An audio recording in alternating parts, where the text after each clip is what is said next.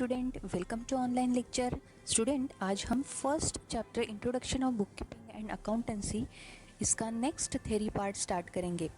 सो next theory part है first utility of book keeping. Utility means usefulness. To whom it is useful? It is useful owner, management, investor, customers, government, lenders, development also. So now we one by one see how it is useful to all these persons. First of all, owner. Owner means businessman, खुद proprietor होता है. The business or the owner who invest his money and assets into his business must know the profitability, financial stability and solvency of his business. बिना book keeping के businessman business के profitability, stability और solvency के बारे में जानकारी नहीं ले सकता है, और बुक कीपिंग के मदद से बिजनेसमैन गुड डिसीजन भी ले सकता है। सो इसलिए इस बुक कीपिंग की ओनर को या खुद प्रोप्राइटर को उसकी ज़रूरत होती है। So it is useful to the owner. Second thing is management. Book keeping के रिकॉर्ड से manager time to time business में जो अलग अलग डिपार्टमेंट्स पार्टीज होती है उन्हें इंफॉर्मेशन प्रोवाइड करने का काम करती है। उसी के साथ ये बुक कीपिंग बिजनेस के मैनेजमेंट के प्लानिंग, डिसीजन मेकिंग, कंट्रोलिंग में भी मदद करता है। So it is also useful to the management also. Next third one is the investor. It is book keeping is useful to the investor also. It means prospective investor also. Who are the investors such as shareholder, debenture holders, creditors, partners? ये जो सारे हैं ये सारे investors हैं जो business में investment करते हैं। शेयर होल्डर शेयर्स खरीदी करके परचेस करके आपके इन्वेस्टर्स होते हैं। सो तो डिबेंचर होल्डर्स आपके बिजनेस के डिबेंचर्स परचेस करके आपके इन्वेस्टर्स हो जाते हैं। उसी तरह क्रेडिटर्स और अदर पार्टनर्स होते हैं। सो ये इन्वेस्टर डिसाइड कर सकते हैं कि इस बिजनेस में इन्वेस्टमेंट करे या ना करे। So for that purpose that book keeping is also useful to the investor also. Next one is the customer. Book keeping customer को भी यूजफुल है कि जो कस्टमर बिजनेस से गुड्स एंड सर्विसेज परचेज कर रहा है क्या वो सही दाम से खरीद रहा है या नहीं, उसके बारे में कस्टमर जान सकता है। या बिजनेसमैन कस्टमर को एक्सप्लॉइट तो नहीं कर रहा है, ये समझ इस बुक कीपिंग से मिल सकती है। So it is also most useful to the customers also. Next fifth, it is useful to the government also. Book keeping के इंफॉर्मेशन के बेस पे गवर्नमेंट बिजनेस का प्रॉफिट जान सकता है, उसका इनकम जान सकता है। So on that basis government income tax, sales tax, revenue tax जो है वो कैलकुलेट करने में उसको मदद होती है। सो टैक्स कैलकुलेशन में ये बुक कीपिंग की मदद गवर्नमेंट को होती है। Next, it is also useful to the lenders also. Lenders कौन होते हैं? लेंडर्स मीन्स मनी लेंडर्स, जो बिजनेस को ज़्यादा इंटरेस्ट रेट लगा के फाइनेंस प्रोवाइड करते हैं। तो ये बुक कीपिंग लेंडर्स को बहुत यूज़फुल हो सकता है कि जिस बिजनेस को पैसा दिया है वो फ्यूचर में रिटर्न कर पाएगा कि नहीं कर पाएगा। ये इन्फॉर्मेशन बुक कीपिंग से लेंडर को मिल सकती है। अगर बिजनेस की फाइनेंशियल पोजीशन अच्छी होगी तो वो क्रेडिट पीरियड बढ़ा के भी दे सकता है। सो इस तरह से ये बुक कीपिंग लेंडर्स को भी यूज़फुल है। And last point is the development. Book keeping की मदद से businessman vestiges and losses avoid कर सकता है, एक्सपेंडिचर को कंट्रोल कर सकता है, जिसके रिजल्ट्स बिजनेस की profitability and earning capacity of business increase हो सकती है, और जिसका परिणाम बिजनेस के डेवलपमेंट में भी हो सकता है। So it is useful to the all the persons, all the users. These are the users of the book keeping. Okay, now we discuss the importance of bookkeeping. First importance of bookkeeping is recording. Businessman is a normal human, एक साधारण human being से। It is not possible for him to remember all the business transaction and all the information of the business, वो ध्यान में नहीं रह सकता। So he maintain the books by recording all the business transaction systematically. Properly सारे transactions को अगर वो रिकॉर्ड करके रखेगा, तो जब भी बिजनेस के किसी भी इंफॉर्मेशन को अगर उसे रेफ़र करना होगा तो वो ईजिली रेफ़र कर सकता है. So this is the first importance of book keeping, कि ये एक परमानेंट रिकॉर्ड रह जाता है. So any time he can refer their recorded information. Second importance of bookkeeping is the financial information. This bookkeeping is useful to the users anytime. User can able to get the financial information. जैसे कि business का profit कितना है, loss कितना है, total business के assets कितनी है, कितनी लाइबिलिटीज़ है, कहाँ पे इन्वेस्टमेंट किया है बिजनेसमैन ने, ये सारी इंफॉर्मेशन इस बुक कीपिंग की वजह से मिल सकती है. सो ये बुक कीपिंग का दूसरा एक महत्वपूर्ण है इम्पोर्टेंस है कि ये फाइनेंशियल इंफॉर्मेशन प्रोवाइड करता है उसके यूज़र्स को. थर्ड इम्पोर्टेंस है डिसीजन मेकिंग.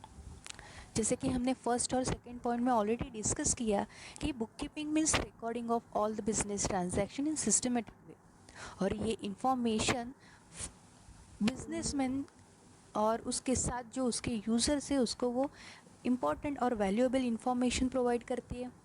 अगर वैल्यूएबल इंफॉर्मेशन से फाइनेंशियल इंफॉर्मेशन है तो उसी की मदद से बिजनेसमैन बिजनेस में डिसीजन मेकिंग कर सकता है. जो भी रिकॉर्डिंग किया है बुक कीपिंग के मदद से हमें जैसे फाइनेंशियल इंफॉर्मेशन मिल सकती है, वैसे ही अगर फाइनेंशियल इंफॉर्मेशन मिल गई तो बिजनेसमैन को डिसीजन लेना भी इजी हो जाता है. So decision making is possible because of this bookkeeping only. So bookkeeping is helpful in good decision making. Next importance of bookkeeping is controlling. अगर डिसीजन ले सकते हो सो ऑफ कोर्स आप कंट्रोलिंग भी उसमें आती है. अगर करेक्ट फाइनेंशियल इंफॉर्मेशन के बारे में गुड डिसीजन कर सकते हो तो ऑटोमेटिकली आप अपने वेस्टेजेस एक्सपेंडिचर भी बिजनेस के कम कर सकते हो.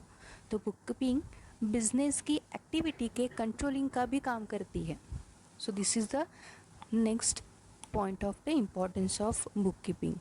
Next point is evidence. Evidence means proof. Book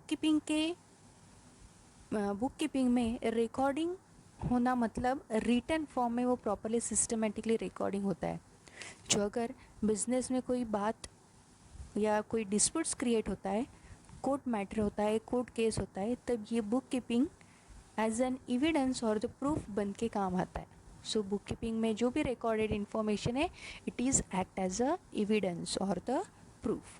और last importance is tax liability. Book keeping tax liability find out करने में भी मदद करती है गवर्नमेंट को. जैसे कि इनकम टैक्स हो, प्रॉपर्टी टैक्स हो, जीएसटी हो, ये सारे थिंग्स हम लोग कैलकुलेट्स कर सकते हैं because of the book keeping only. ठीक है. So these are the importance of book keeping. Now student see this image which is in front of you, जिससे आपको समझ आ सकता है कि बुक कीपिंग एंड अकाउंटेंसी, ये जो दो वर्ड्स आपको दिखाई दे रहे ये दोनों अलग अलग हैं. हमारे चैप्टर का नाम भी है introduction to the book keeping and accountancy. So book keeping and accountancy ये दोनों डिफरेंट वर्ड्स है जिसका एक इमेज आपको सामने दिखाई देगा. एक दो सर्कल्स आपको सामने दिखाई देंगे. एक सर्कल है छोटा वाला जिसमें एक बुक कीपिंग लिखा हुआ है और जो बड़ा वाला सर्कल से वो अकाउंटेंसी है. इस इमेज से ऐसे समझ में आता है कि book keeping is the part of accountancy. Book keeping एक छोटा सा पार्ट है अकाउंटेंसी का. इसी को ये इमेज एक्सप्लेन करता है. सो बुक कीपिंग और accountancy these both are the different words we understood from this image. Okay, so now we see what is the actual difference between the bookkeeping and accountancy. So bookkeeping के बारे में तो हम लोगों ने already discuss किया कि bookkeeping means what, it is a recording and classifying of the business transaction. जहाँ पे बिजनेस ट्रांजैक्शन के जो डेली ट्रांजैक्शन है उसको रिकॉर्ड किया जाता है. उस ट्रांजैक्शन को properly similar nature of transactions जो है उसका ग्रुपिंग करके क्लासिफिकेशन करके बुक्स में अलग अलग बुक्स ऑफ अकाउंट्स में उसको रिकॉर्ड करना, मतलब बुक कीपिंग करना. सो ये रहा बुक कीपिंग का मतलब. नाउ अकाउंटेंसी क्या है. अकाउंटेंसी मतलब रिकॉर्डिंग करना, recording, classifying, summarising, analysing and interpreting of business transaction. इसका मतलब अकाउंटेंसी में भी रिकॉर्डिंग होता है ट्रांजैक्शन का, वहाँ पे भी क्लासिफिकेशन होते हैं ट्रांजैक्शन के, और उसके साथ रिकॉर्डिंग और क्लासिफिकेशन के साथ समराइजिंग होता है, एनालाइजिंग होता है एंड इंटरप्रिटेशंस होता है उस बिजनेस ट्रांजैक्शन का, जिसमें से रिकॉर्डिंग मीन्स सिंपली रिकॉर्डिंग होता है, क्लासिफिकेशन होता है, summarising means what, summarising means जो भी क्लासिफाइड रिकॉर्डेड ट्रांजैक्शन है उसे ऐसे समराइजेशन करना जो यूज़र्स को यूज़फुल हो सके। इसका मतलब ये फंक्शन में प्रिपरेशन ऑफ फाइनेंशियल स्टेटमेंट्स होते हैं, जैसे कि इनकम स्टेटमेंट तैयार करना, बैलेंस शीट तैयार करना, कैश फ्लो स्टेटमेंट, ऐसे अलग अलग समराइज फॉर्म में स्टेटमेंट्स तैयार करके रखना, दैट इज़ अ समराइजेशन जो यूज़र्स को यूज़फुल होते। तो analysing means what, analysing means after summarisation there is analysis, analysing, study करना, कि जो भी स्टेटमेंट्स तैयार किए उसका स्टडी किया जाता है, एनालिसिस किया जाता है, जिस एनालिसिस में बिजनेस के फाइनेंशियल स्ट्रेंथ और वीकनेस के बारे में आइडेंटिफिकेशन होता है। मतलब एक्चुअल बिजनेस की फाइनेंशियल सिचुएशन कैसे है, उसके स्ट्रेंथ पॉइंट कौन से, वीकनेसेस कौन से, इसके बारे में हम लोग उस एनालिसिस में स्टडी करते हैं। एंड नेक्स्ट है interpretation of the business transaction. After summarisation and analysing बात आती है इंटरप्रिटेशन की। इंटरप्रिटेशन करना मतलब एक्सप्लेन करना, जो भी एनालाइज किया हुआ है, जो भी स्टडी किया है उसको प्रॉपरली फाइनल रिजल्ट्स में एक्सप्लेन करना है कि वाई एक्चुअली दिस हैपन्स, क्यों ऐसे हुआ है, ये कैसे हुआ है, उसके बाद ऐसे फाइनल रिजल्ट्स में उसको एक्सप्लेन करना। बिजनेस ट्रांजैक्शन का जो एनालिसिस किया है उसी बेस पर एक्सप्लेनेशन के फाइनेंशियल दे के फाइनेंशियल रिजल्ट्स फाइंड आउट करना in the form of profit और लॉस ऑफ अ बिजनेस और financial position of the business. इसका मतलब वहाँ पे जो फाइनल रिजल्ट्स रहता है बिजनेस का उसका एक्सप्लेनेशन किया जाता है। So that is the interpretation. So student, आपने देखा रहेगा कि अकाउंटेंसी में बुक कीपिंग के सारे पॉइंट्स कवर होते, और other than that there is a summarising, analysing and interpretation भी होता है, जो बुक कीपिंग में नहीं होता है। बुक कीपिंग में जस्ट रिकॉर्डिंग होता है और क्लासिफिकेशन होता है। तो अकाउंटेंसी में समराइजिंग, एनालाइजिंग और इंटरप्रिटेशन उसके साथ होते, इसलिए यहाँ पे इस इमेज से समझ में आता है कि book keeping is the part of accountancy. I hope your concept of book keeping and accountancy is clear here. Student, now in detail we discuss about the difference between the bookkeeping and accountancy, कि bookkeeping and accountancy में difference क्या है। First point जो already हम लोगों ने discuss किया है कि बुक कीपिंग मतलब क्या है, it is concern with the recording and classifying of the business transaction.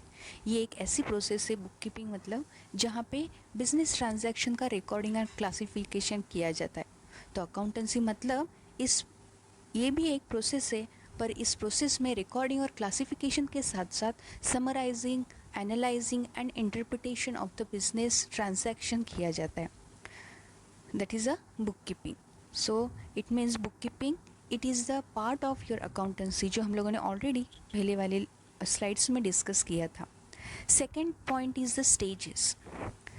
Book keeping it is the primary stage. First हमेशा बिजनेस ट्रांजैक्शन का रिकॉर्डिंग किया जाता है, उसके बाद अकाउंटेंसी होता है। इट मीन्स पहले रिकॉर्डिंग और क्लासिफिकेशन होता है और उसके बाद उसके बेस्ड समराइजिंग होता है, एनालाइजिंग होता है, इंटरप्रिटिंग होता है। इट मीन्स अकाउंटेंसी है, it includes the primary stage also and secondary stage also. ठीक है। Third point is the objective. What is the objective of book keeping? To keep the records of all the financial transaction in proper and systematic manner. जो भी business transaction है, financial transaction है, उसको books of accounts में properly और systematically record करना, that is a main objective of the book keeping. तो accountancy का ऑब्जेक्टिव क्या है? To prepare financial statement and further communicate the information to the relevant authority. जहाँ पे अकाउंटेंसी में अलग अलग फाइनेंशियल स्टेटमेंट्स तैयार करके उसको समराइज करना और प्रॉपरली रिलेवेंट अथॉरिटीज़ को प्रॉपरली इंफॉर्मेशन कम्युनिकेट करना, that is the main objective of accountancy. Next fourth point is the responsibility. Bookkeeping में जस्ट रिकॉर्डिंग करना होता है, so there is a junior staff को ये काम दिया जाता है रिकॉर्डिंग का, और senior staff is responsible for the book keeping records in accountancy. Junior staff मतलब जिनको कम एक्सपीरियंस्ड होता है, तो उनको जस्ट रिकॉर्डिंग करना होता है, इसलिए उनको सिर्फ बुक कीपिंग ये रिस्पॉन्सिबिलिटी दी जाती है. तो सीनियर स्टाफ जो ऑलरेडी एक्सपीरियंस्ड होते हैं, जो एनालिसिस कर सकते हैं, समराइजिंग कर सकते हैं, इंटरप्रिटेशन कर सकते हैं, उन्हीं को वो काम सौंपा जाता है. सो हियर बुक कीपिंग के लिए जूनियर स्टाफ रिस्पॉन्सिबल है, तो अकाउंटेंसी के लिए सीनियर स्टाफ को अपॉइंट किया जाता है. Next, fifth point is the outcome. What is the outcome of bookkeeping? Bookkeeping is basically results in journal and ledger. इस bookkeeping में recording किया जाता है, मतलब journal और ledger book में transaction को properly और systematically record किया जाता है, और उसके बाद next financial statements तैयार किए जाते हैं, that is accountancy. So accountancy का आउटपुट से आउटकम से accountancy is profit and loss account and balance sheet. जब तक आप बुक कीपिंग नहीं करोगे, जर्नल एंड लेजर नहीं करोगे, तब तक आप profit and loss account and balance sheet तैयार नहीं कर सकते. सो बुक कीपिंग का आउटकम है जर्नल एंड लेजर. तो अकाउंटेंसी में अलग अलग financial statement that is profit and loss account और बैलेंस शीट तैयार किए जाते हैं. Next is the period. Book keeping it gives the day to day details. Day to day जो भी ट्रांजैक्शन है वो सारे उस बुक कीपिंग में रिकॉर्ड किए जाते. तो अकाउंटेंसी में accountancy gives the details of entire year. पूरे साल भर में जो जो ट्रांजैक्शंस होते हैं उसको प्रॉपरली रिकॉर्डिंग करके एट द ईयर एंड उसके एक स्टेटमेंट्स तैयार किए जाते हैं, so that requires the entire year. Okay. Next point is the analysis. Book keeping does not require an analysis. वहाँ पे एनालिसिस की ज़रूरत नहीं, जस्ट रिकॉर्डिंग होता है जर्नल एंड लेजर बुक में. तो अकाउंटेंसी में हम लोगों ने देखा था कि वहाँ पे रिकॉर्डिंग और क्लासिफिकेशन के साथ समराइजिंग करना होता है, एनालिसिंग करना होता है, इंटरप्रिटेशन करना होता है. तो वहाँ पे एनालिसिस की ज़रूरत होती है. Accountant uses the book keeping information to analyse and interpret the data and then compiles into reports. Next point is the 8 decision making. In bookkeeping, management cannot take the decision based on the data provided by the bookkeeping. Bookkeeping में just recording होता है, तो सिर्फ उसी based management कोई decision नहीं ले सकता. तो accountancy में उसका summarizing, analyzing और interpretation होता है. So depending on the data provided by the accountants, the management can take the critical business decision. So after analyzing and interpretation of the financial data, वहाँ पे प्रॉपरली डिसीजन मेकिंग हो सकता है. सिर्फ recording के ऊपर मैनेजमेंट डिसीजन नहीं ले सकता.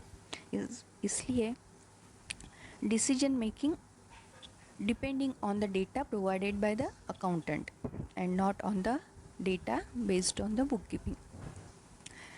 Next point is the 9th point, that is skill required.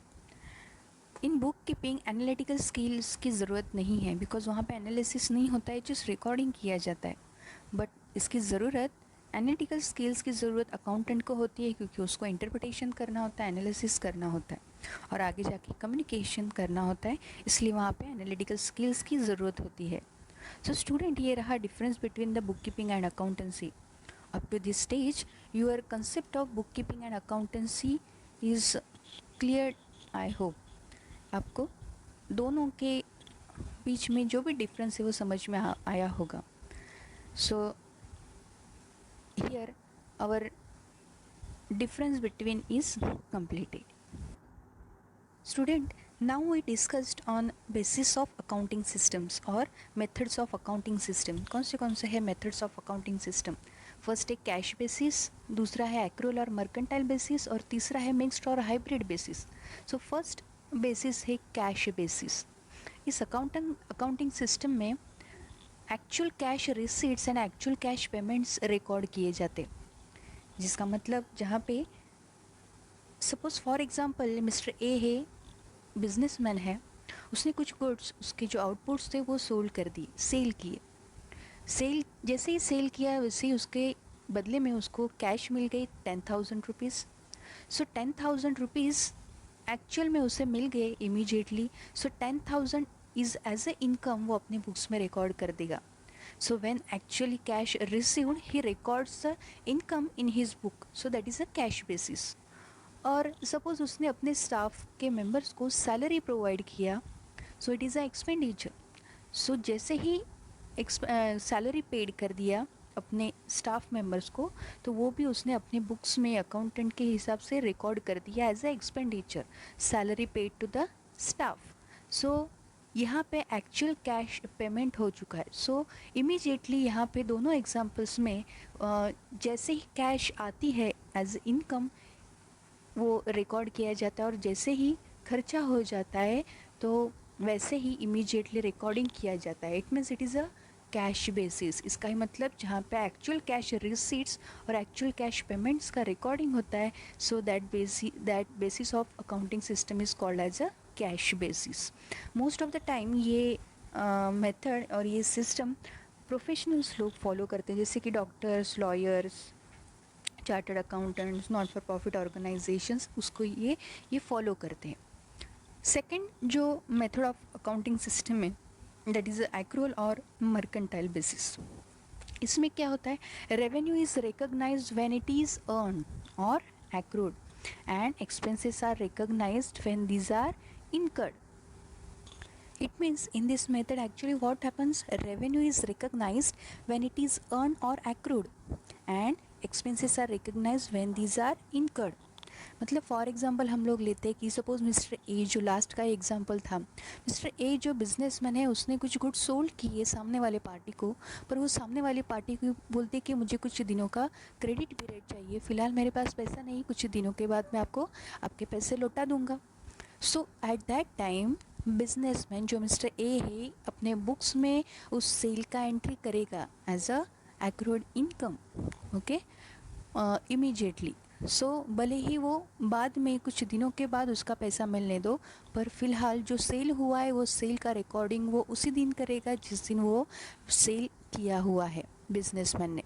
So that is a accrual system basis. और एक्सपेंसेस की बात करें तो सपोज़ साल के एंड में, मतलब अपना ईयर ख़त्म होता है 31 मार्च को, एट द ईयर एंड हमारे कुछ बिल्स बाकी रहते हैं जो आपको क्या करना पड़ता है, नेक्स्ट ईयर में कभी ना कभी तो पेड करना ही होता है. पर एक्चुअली वो जो एक्सपेंडिचर्स रहते हैं, जो बिल्स रहते हैं, वो उस पहले प्रीवियस ईयर के होते हैं, तो उसी टाइम पे उसको रिकॉर्डिंग करना ज़रूरी है. फॉर एग्ज़ाम्पल मार्च का सैलरी है, 31 मार्च आ गया, अभी तक सैलरी स्टाफ को दिया नहीं है, पर जब at the end of the 31 मार्च आपको वो सैलरी एज ए एक्सपेंडिचर आपको रिकॉर्ड करना ही पड़ेगा, because it is on accrual basis. ठीक है, भले ही वो साल ख़त्म होने के बाद आपने सैलरी स्टाफ को दिया होगा, पर फिर भी एज एक्सपेंडिचर करके आप उसी साल में उसका एज एक्सपेंडिचर रिकॉर्ड करोगे एज अ सैलरी. ठीक है, so this is a accrual basis. I hope your concept of accrual और mercantile basis is clear. Next है mixed or hybrid basis. Here mixed or hybrid basis मतलब जो cash basis और accrual basis का combination है, जहाँ पे revenue and assets are generally on cash basis और expenses are generally taken on accrual basis.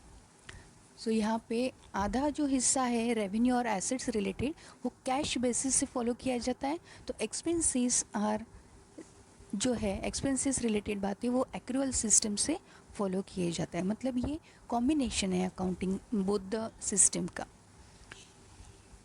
So these are the basis of accounting system. In this syllabus, you most of the time accrual basis you follow.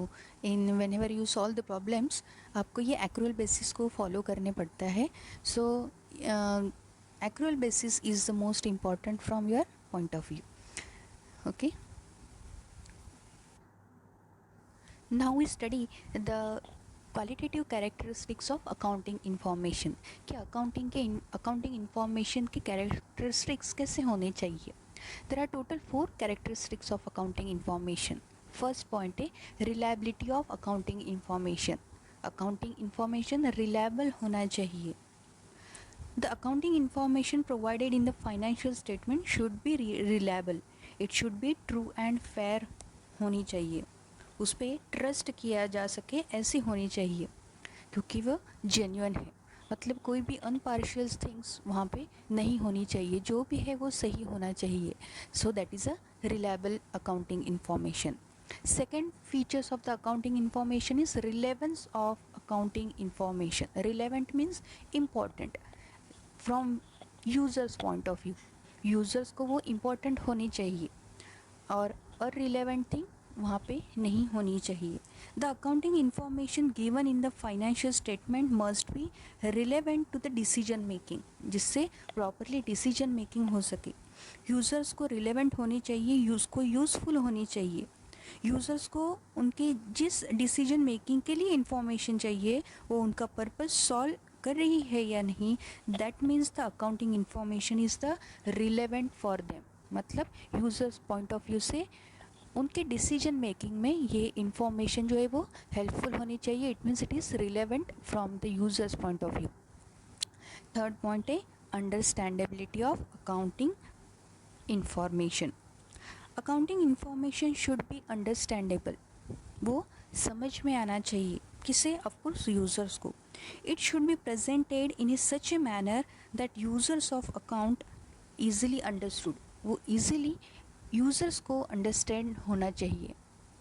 Accounting information को इतना simple way से present करो कि जो आपके users है उन्हें accounting information easily समझ में आ सके और वो अपना डिसीजन मेकिंग प्रॉपरली कर सके. तो इस प्रकार से ये अकाउंटिंग इन्फॉर्मेशन होनी चाहिए. नेक्स्ट फीचर्स ऑफ और the characteristics of accounting information that is comparability. Comparability of accounting information. That accounting information should be comparable, कि उसे आप कंपेयर कर सकते हो. आपके करंट ईयर के रिपोर्ट्स को आप अपने प्रीवियस ईयर के रिपोर्ट से कंपेयर कर सकते हो, या तो आपके सेम प्रकार का सामने वाला बिजनेस है तो उनसे भी आप आपके रिपोर्ट्स को कंपेयर कर सकते हो. मतलब इजीली एनी पीरियड और पीरियड से रिपोर्ट से आप आपकी फाइनेंशियल इंफॉर्मेशन जो है इजीली कंपेयर कर सकते हो, ऐसे होना चाहिए. सो उसमें इंटर फर्म कंपैरिजन भी आता है या तो इंट्रा फर्म कंपैरिजन भी आता है. इंट्रा फर्म कंपैरिजन मतलब आप खुद अपने बिजनेस का इंफॉर्मेशन खुद ही अपने बिजनेस पीरियड से कंपेयर कर रहे हो, या तो उसे आप इंट्रा फर्म कंपैरिजन बोलते हो. और इंटर फर्म इंफॉर्मेशन मतलब आप आपके फाइनेंशियल इंफॉर्मेशन को दूसरे बिजनेस मतलब सेम प्रकार का कोई सामने वाला बिजनेस कर रहा है तो उनसे आप आपका इंफॉर्मेशन कंपेयर कर सकते हो. सो इस प्रकार से ये अकाउंटिंग इंफॉर्मेशन होना चाहिए. So I hope you understood the how the accounting information. It should be reliable, it should be relevant, it should be easy to understand to the users, and it because and this accounting information easily comparable. So इस प्रकार से ये accounting information होना चाहिए. So student, today we learn in this video about the utility of bookkeeping, importance of bookkeeping, meaning of accountancy and difference between the bookkeeping and accountancy. Next also we learn the basis of accounting system, and last qualitative characteristics of accounting information. Here your second part of the first chapter is completed. Thank you for watching.